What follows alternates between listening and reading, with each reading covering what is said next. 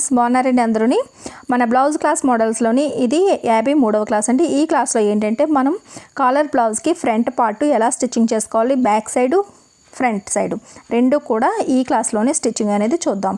మనం princess cutting చేసుకుని shape belt కూడా వచ్చేటట్టుగా కటింగ్ చేసుకున్నాం కదా. ఇప్పుడు స్టిచ్చింగ్ చూద్దాం. ఫస్ట్ ఫ్రంట్ పార్ట్కి ఇలా తీసుకుని ఫ్రంట్ పార్ట్ మధ్యలో పీస్ ఉంది కదండి, ప్రిన్సెస్ కట్ అయిన తర్వాత మధ్యలో పీస్ ఉంది కదా, నెక్ భాగం ఉన్న పీసు, అది తీసుకుని దానికి రైట్ సైడ్ వైపు అంటే పై వైపునే లైనింగ్ పెట్టుకుని ఫస్ట్ మెడ అటాచ్ చేసేసుకోవాలి. ఎందుకంటే కాలర్ వస్తుంది కాబట్టి మనం ఏమీ నెక్ ముక్కలు ఏమీ అతికించుకొని మెడ కుట్టుకోవాల్సిన అవసరం ఏమీ లేదు. ఇదే క్లాత్ని వెనక్కి లైనింగ్ తిరిగేసేస్తే సరిపోద్ది.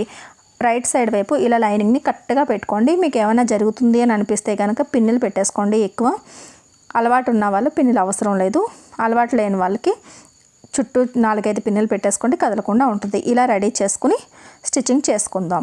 మన లక్ష్మీ ఫ్యాషన్ వరల్డ్ ఛానల్ని కొత్తగా చూస్తున్నట్టయితే కనుక సబ్స్క్రైబ్ చేసుకోవడం మాత్రం మర్చిపోకండి. వీడియో నచ్చినట్లయితే కనుక లైక్ చేయండి. ఏమైనా ఇంకా వీడియోస్ కావాలి అని అనుకుంటున్నప్పుడు, మీరు ఏమైనా క్లాసెస్లోని ఇంకా మోడల్స్ ఏమైనా కావాలనుకుంటున్నప్పుడు కామెంట్లో పెట్టండి, అవి నేను చేస్తాను. ఈ రకంగా స్టార్ట్ చేయండి. ఒక పాదం ఖర్చు వెడల్పుని స్టార్ట్ చేసుకుని చక్కగా రౌండ్గా స్టిచ్చింగ్ చేసేసుకోండి. మీకు నెక్ ఎలాగైతే ఉందో అలాగే. ఇది ఫ్రంట్ వైపు హుక్కులు వస్తుందని అనుకున్నాం కదండి, కాకపోతే ఏంటంటే కటింగ్ చేయలేదు మనం సెంటర్లోనే. ఇలా నెక్ స్టిచ్చింగ్ చేసేసుకున్నారనుకోండి, నీట్గా తర్వాత కట్ చేసుకోవచ్చు. ఇలా కుట్టుకున్న తర్వాత చిన్న కట్స్ పెట్టేసుకోండి రౌండ్ అంతా. దాని తర్వాత పిన్నులు తీసేసుకుని ఈ లైనింగ్ని వెనక వైపుకి ఇలా వేసేసి అంచంటే ఒక్కసారి మళ్ళీ ఒక పాదం ఖర్చు వెడల్పుని మరీ సన్నంగా కాకుండా ఇలా లోపలికి లైనింగ్ అంతా పెట్టేసి చక్కగా అంచు వైపుని ఇలా కుట్టేసుకున్నారంటే కనుక మీకు ఫ్రంట్ వైపు నెక్ రెడీ అయిపోద్ది. ఈ రకంగా కుట్టేటప్పుడు లైనింగ్ ఎక్కడ కూడా బయటికి కనిపించకుండా లోపలికి చక్కగా వెళ్ళిపోయేటట్టుగా చూసి స్టిచ్చింగ్ చేసుకోవాలి. దాని తర్వాత ఇలా వెనక్కి రివర్స్ చేసేసి 4 వైపులా కూడా అంచుల్ని స్టిచ్చింగ్ చేసేయండి. నేనైతే స్టిచ్చింగ్ చేసేసాను, చూసారు కదా. 4 వైపులా కూడా స్టిచ్చింగ్ అయిపోయిన తర్వాత ప్రిన్సెస్ కట్ పార్ట్స్ని ఎలా జాయిన్ చేసుకోవాలో చూసుకోండి. రైట్ సైడ్ వైపు ఇలా అంటే బ్లౌజ్ పీస్ వైపు బ్లౌజ్ పీస్ ఉండేటట్టుగా ఇలా ఈ పార్ట్ పట్టుకొని చక్కగా కిందన లైనింగ్ పెట్టుకుని ఒక పిన్ పెట్టేసుకోండి. అదే రకంగా ఇటువైపు కూడా ఫస్ట్ బ్లౌజ్ పీస్ ఇలా పెట్టండి. చంక భాగం దగ్గర మాత్రం షేప్ కరెక్ట్గా ఉండేటట్టుగా పెట్టుకోండి, అయితే అర్థమైపోద్ది. ఒకటి కరెక్ట్గా వచ్చిందంటే రెండోది ఆటోమేటిక్గా మీకు కరెక్ట్గా వచ్చేస్తుంది. దాని తర్వాత ఇలా ఫస్ట్ లైనింగ్ పెట్టుకోండి, దాని మీద ఈ పీస్ పెట్టుకోండి. చూసారు కదా, ఎదురుగా రైట్ సైడ్ ఉండేటట్టు చూసుకుని ఇలా పిన్ పెట్టేసుకున్నారంటే కన్ఫ్యూజ్ అవ్వదు. చాలామంది ఏంటంటున్నారంటే ప్రిన్సెస్ కట్లో కన్ఫ్యూజ్ అవుతున్నామంటే అని. ఇప్పుడు 4 భాగాలని అంటే 4 వైపులో కూడా అంచులు సమానంగా ఉండేటట్టుగా ఇలా పిన్నులు పెట్టేసుకుని వెనక వైపు నుంచి చుట్టూ కుట్టేసుకోండి. ఇలా చుట్టూ కుట్టేసుకుంటే lining piece blouse piece attach అయిపోద్ది. నేను ఇలా రౌండ్ కుట్లు కుట్టేసానండి. ఇలాగ అంచుల్ని కుట్టేసాను. కుట్టేసిన తర్వాత ఇప్పుడు మనం ఈ పార్ట్స్ని ఎలా జాయిన్ చేసుకోవాలన్నది చూద్దాం. ఇది ఇటువైపు వస్తుంది కదా, ఇలా చూసుకుని ఫస్ట్ చంక భాగం దగ్గర నుంచి స్టార్ట్ చేయాలి. ప్రిన్సెస్ కట్ పార్ట్స్ని స్టిచ్చింగ్ చేస్తున్నప్పుడు ఇక్కడ నుంచి ఇలా స్టార్ట్ చేసి ఇక్కడ లాక్ చేసుకొని ఒక పాదం ఖర్చు వెడల్పుని స్టిచ్చింగ్ చేసుకోవాలి. 2 పీసులు కరెక్ట్గా అడ్జస్ట్ కాకపోతే ఈ చిన్న ముక్కని సాగదీసుకోవచ్చు, కానీ మధ్యలో పీస్ని సాగదీసుకోకండి. లాస్ట్ని 2 అంచులు సమానంగా పట్టుకుంటే ఆటోమేటిక్గా మీకు షేప్ అనేది కరెక్ట్గా వచ్చేస్తుంది. ఈ రకంగా ఒకవేళ ఇలా షేప్ ఇలా రౌండ్ తిప్పినప్పుడు వీ షేప్గా కనుక ఎక్కడైనా వస్తే కనుక, చూసారు కదా ఇక్కడ నాకు వీ షేప్గా వచ్చింది, అలా రాకుండా ఇలా రౌండ్ తిరిగేటట్టుగా చూసుకోవాలి. చాక్తో మార్కింగ్ పెట్టి చూపిస్తాను చూడండి. ఇలాగా రెండో కుట్టు వేసుకున్నప్పుడు దాన్ని సరి చేసుకోవాలి. అంటే చంక భాగం దగ్గర సమానంగా పట్టుకోవాలి. తర్వాత మధ్యలో ఏమైనా అడ్జస్ట్మెంట్లు కుదరకపోతే కనుక చిన్న ముక్కని కొద్దిగా సాగదీయాలి. దాని తర్వాత కింద నడుము దగ్గర కూడా సమానంగా 2 పొరలో ఇలా పట్టుకుని కుట్టారంటే కరెక్ట్గా వచ్చేస్తాను అనమాట. చూస్తున్నారు కదా షేప్ ఎంత అందంగా వచ్చిందో. ప్రిన్సెస్ కటింగ్ మీరు కరెక్ట్గా చేసి ఉంటే కనుక చక్కగా షేప్ కూడా వస్తుంది.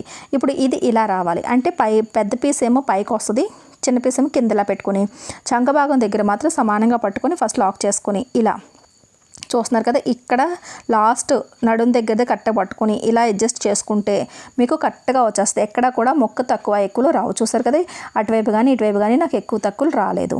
ఇలా అడ్జస్ట్ చేసుకొని కుట్టుకోండి. ఒకవేళ ఎక్కడైనా ఎక్కువ తక్కువలు వచ్చేయండి కదా, ఒకసారి ఇప్పుకొని మళ్ళీ ఇంకోసారి ట్రై చేయండి. ఇలా 2 కుట్లు కుట్టేసుకోండి.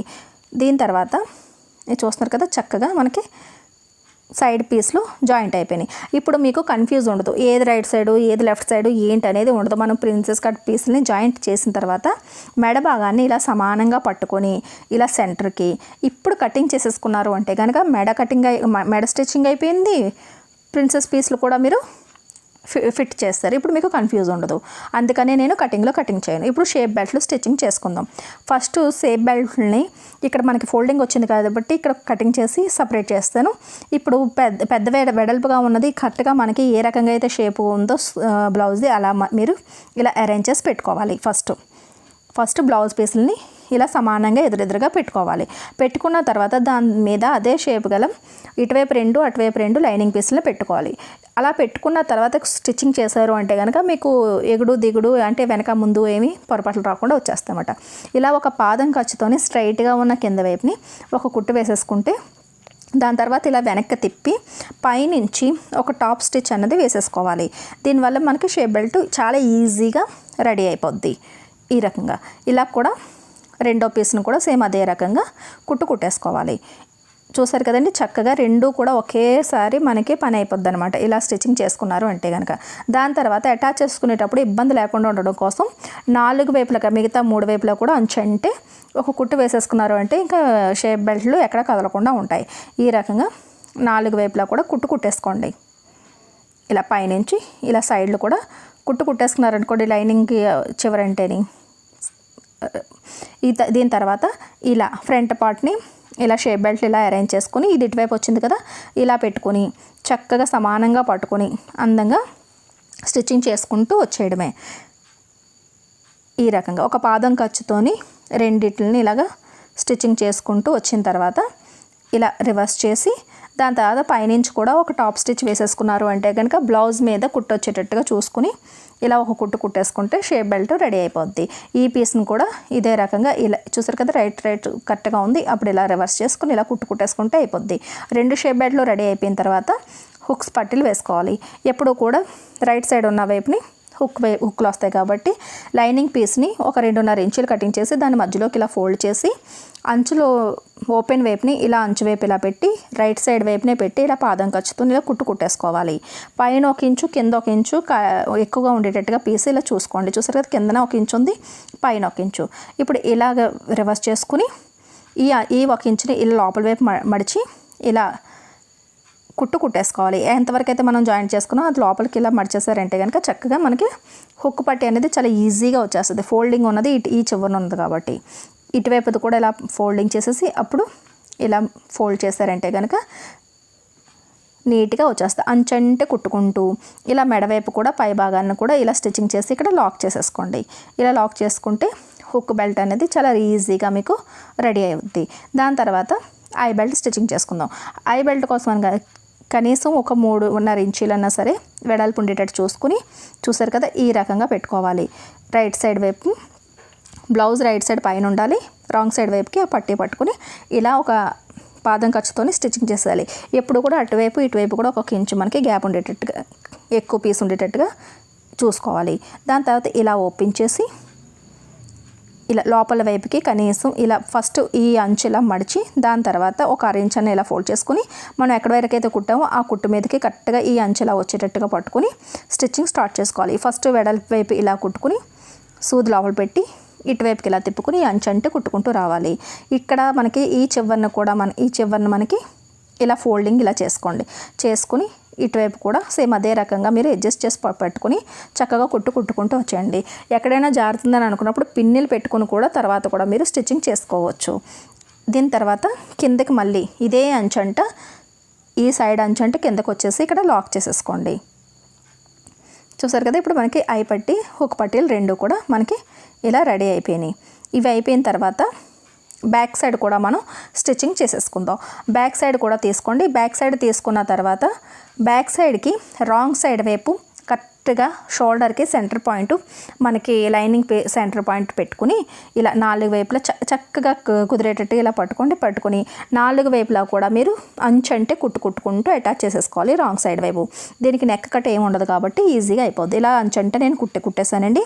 దాని తర్వాత నడుముకి ముక్క అతికించుకోవాలి బెల్ట్ కోసం అని చెప్పేసి అదొక 2.5 ఇంచీలు వెడల్పు క్లాత్ తీసుకుని లైనింగ్ పీస్ని ఈ రకంగా మధ్యలోకి ఫోల్డ్ చేస్తే 1.5 వెడల్పు ఉండేటట్టు చూసుకుని రైట్ సైడ్ వైపు పెట్టి ఒక పాదం ఖర్చుతోని కుట్టుకుంటూ వచ్చేస్తే నడుం పట్టి మీకు రెడీ అయిపోద్ది.